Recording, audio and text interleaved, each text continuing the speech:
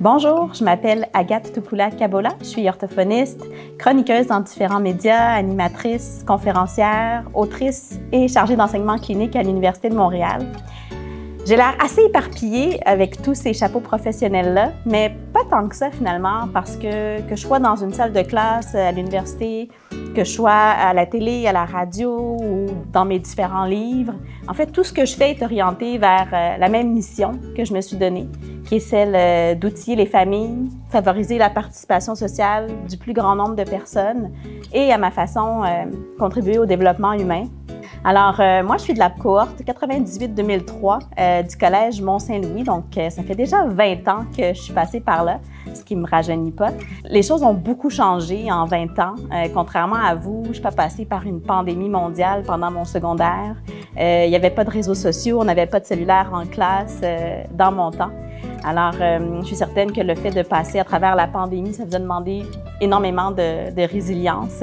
Je garde de très bons souvenirs de mon passage au MSL. Il y a beaucoup de cours qui m'ont marqué. Je pense notamment au cours d'art-communication avec Marie-Catherine Provost, où j'ai pu explorer différentes formes d'art, de la photo en noir et blanc développée en chambre noire au montage vidéo. Je pense aussi au cours d'espagnol avec Madame de Rosario, grâce auquel on a fait un voyage vraiment génial à Cuba, où on a fait un programme avec d'autres étudiants hispanophones. Je pense aussi au cours de latin avec M. Robillard, au cours d'art dramatique avec Mme Côté.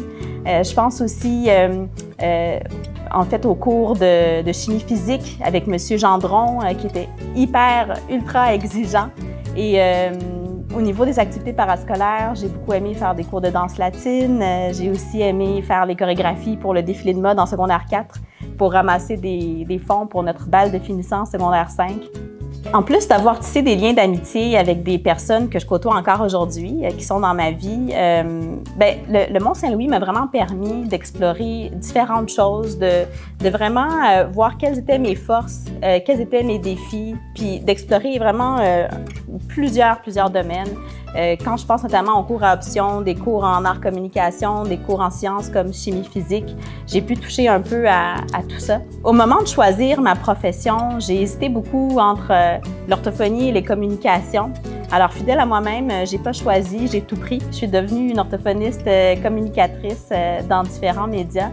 Et puis, c'est sûr que faire tout ce que je fais aujourd'hui, ça me demande une certaine rigueur, ça me demande une certaine discipline, le souci du travail bien fait aussi. Puis c'est certain que mon passage au MSL a pu contribuer à développer ces compétences-là chez moi. Au niveau de mes souvenirs aussi du Mont-Saint-Louis, des souvenirs cocasses que je garde et que je partage encore avec des amis aujourd'hui, c'est les fameux travaux d'équipe qu'on a fait pour différents cours sous forme de vidéos. On en a même fait un pour un cours d'éducation physique. C'est vraiment au Mont-Saint-Louis que j'ai trouvé cette espèce de créativité-là à faire du montage vidéo, puis que je me suis découvert un grand intérêt à ça et même à jouer devant la caméra pour faire rire mes camarades de classe. J'aimerais beaucoup vous féliciter pour le chemin parcouru, parce qu'à l'étape où vous en êtes, vous êtes en train de terminer votre parcours au Mont-Saint-Louis. Ça marque la fin d'une étape. Quand on termine une étape comme celle-là, c'est un deuil en quelque sorte, mais en même temps, c'est excitant parce qu'il y a quelque chose de nouveau qui vous attend. Puis j'aimerais vous dire en terminant que si vous n'avez pas encore une idée claire de ce que vous voulez faire, c'est normal. C'est normal de ne pas trop savoir encore quel métier on veut faire. Puis ce qui est génial de nos jours, c'est qu'on peut faire une panoplie de choses. Alors donnez-vous le droit d'explorer. Des fois, on n'a pas besoin de choisir. On peut aussi faire différentes choses qui sont socialement utiles et qui sont en lien avec votre zone de génie, avec ce qui vous intéresse, ce qui vous passionne. C'est correct d'avoir peur. C'est OK d'avoir le sentiment d'imposteur, de se remettre en question. C'est tout à fait légitime et même, j'irais même jusqu'à dire, c'est sain de se remettre en question, d'avoir peur. Mais plutôt que de chercher à faire disparaître votre peur, bien juste essayez de l'apprivoiser, foncez et puis suivez votre intuition. Alors, je vous souhaite bonne chance pour la suite de votre parcours. Félicitations!